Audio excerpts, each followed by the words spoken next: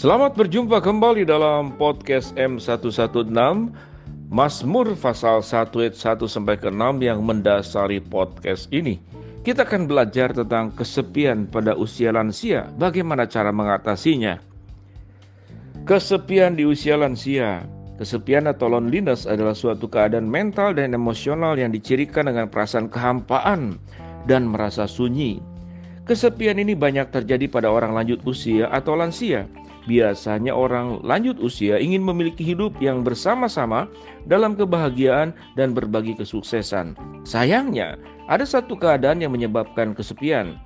Dr. I. Dewa Putu Pramantara, spesialis SPD dan KGER, dalam webinar untuk umum dan bertema mengatasi kesepian pada usia lanjut usia, memaparkan perasaan kesepian adalah perasaan yang sifatnya subjektif. Ada dua macam kesepian, yaitu kesepian emosional, seperti misalnya tidak ada rasa yang bisa dipercaya atau tidak ada lagi yang bantu di kehidupan. Lalu ada juga kesepian sosial, yaitu ditinggalkan dari kumpulan atau dikucilkan. Dr. Dewa, mekanisme dari kesepian ini sendiri belum diketahui dengan pasti. Ada faktor psikologik, suatu kondisi yang berubah secara mendadak. Selain itu juga ada faktor biologik, yaitu berupa peningkatan kortisol dan peningkatan sitokin inflamasi. Berarti ada proses penuaan yang terjadi di dalamnya. Ciri-ciri dari kesepian adalah perasaan yang terisolasi, hampa, dan tidak memiliki apa-apa. Meski demikian, harus dibedakan dengan isolasi sosial atau hidup sendiri. Dalam lansia, ini walaupun di tempat yang ramai, tapi merasa dirinya kesepian atau loneliness. Kesepian itu bisa bergerak ke arah depresi dan cemas akibat gangguan psikologis. Bisa juga terjadi gangguan kognitif dan berujung pada demensia atau kepikunan. Namun, semua gangguan ini tergantung pada kepribadian usia lanjut itu sendiri. Sementara menurut Dr. Probo Suseno, kesepian adalah suatu perasaan terasing, perasaan tersisih, terpencil, dan tidak ada lagi yang bisa berbagi rasa. Kesepian menimbulkan satu perasaan tidak berdaya, kurang percaya diri, dan perasaan terlantar. Bahkan kesepian bisa mengalami kematian lebih cepat dibanding orang yang tidak mengalami kesepian. Dr. Dewa memaparkan kejadian kesepian ini 7-50%, dan ini banyak faktor dengan kejadian yang bervariasi.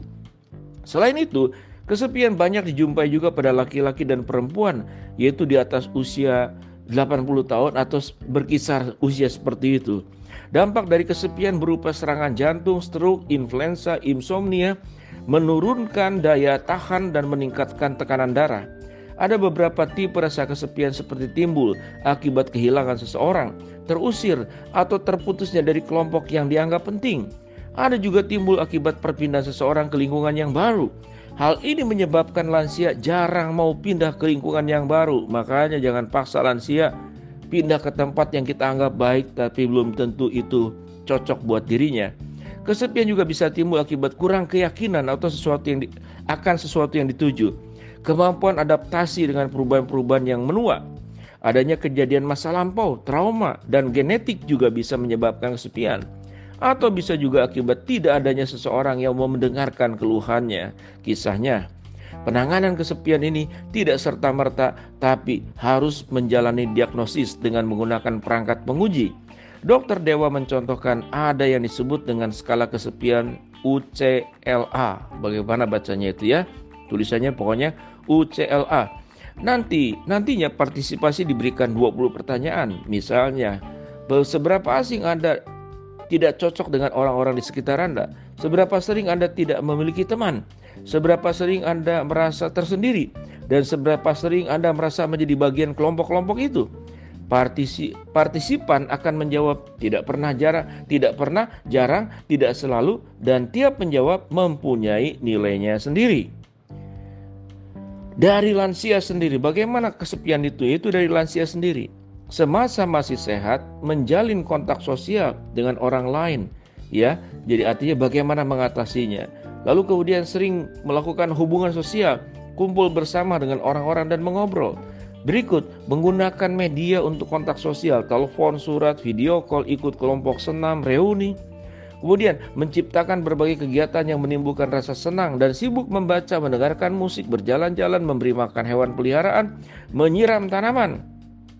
Berikut, bila rasa sepi datang, telepon dengan berkunjungi teman atau saudara untuk mengobrol, berbincang apa saja. Contohnya, bersahabat dengan anak muda, bersahabat dengan anak kos. Jadi kalau sudah makin tua harus bergaul dengan jauh yang lebih muda supaya kebawa awet muda. Yang berikut dari orang lain penyebabnya. Anak-anak atau saudara melakukan kunjungan periodik. Jangan menelantarkan orang tua supaya orang tua tidak kesepian. Ya, menelpon, mengirim surat pesan yang merupakan tanda kepedulian, menyediakan fasilitas yang membantu mengurangi rasa kesepian. Ini dari keluarga buat orang yang lansia. Radio, TV, telepon dan sebagainya. Menjaga hubungan baik dengan tetangga sekitar rumah orang tua. Karena bila jauh dari anak cucu, maka tetangga dekatlah yang punya peran lebih besar. Lebih jauh, Dr. Probo menegaskan, kesepian pada lansia ini bisa menyebabkan depresi. Sehingga para pendamping orang tua, anak cucu diminta untuk menyayangi dan menghormati orang tua. Dan yang terutama adalah janji firman Tuhan dalam kitab Yesaya 46 ayat keempat. Sampai masa tuamu aku tetap dia, dan sampai masa putih rambutmu aku menggendong kamu. Aku telah melakukannya dan mau menanggung kamu terus. Aku mau memikul kamu dan menyelamatkan kamu. Janji Tuhan buat para orang tua, ingat Tuhan selalu ada bersama dengan engkau. Dan kemudian seluruh ulasan yang disebutkan tadi boleh membekali agar buat anak dan cucu bisa bagaimana mendampingi para lansia yang kesepian, dan tentunya buat lansia bisa memahami apa penyebab-penyebabnya.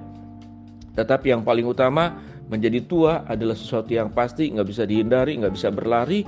Saat tua itu akan dekat kepada kita. Maka setiap keadaan yang pasti akan terjadi di masa-masa berikut harus mempersiapkan diri dengan baik. Kita tahu dengan jelas dunia ini bukanlah rumah kita. Satu hari kelak nanti kita akan pulang ke rumah Bapa. Jadi jangan berharap kepada yang tidak sempurna dunia ini, tapi juga jangan kemudian putus asa, pesimis. Waduh, buat apa saya hidup dalam dunia ini? Kalau kemudian saya menjadi tua dan mati, jangan begitu juga kan. Yang tua dan mati kan bukan saudara juga. Semua juga mengalami proses yang sama. Mari kita menjadi lansia yang sekalipun menua, kita tetap punya sukacita, punya iman yang baik. Kita bisa tetap berkarya, bisa memuliakan Allah, dan lakukan kegiatan-kegiatan yang menolong. Shalom, Tuhan memberkati. Salam podcast M116.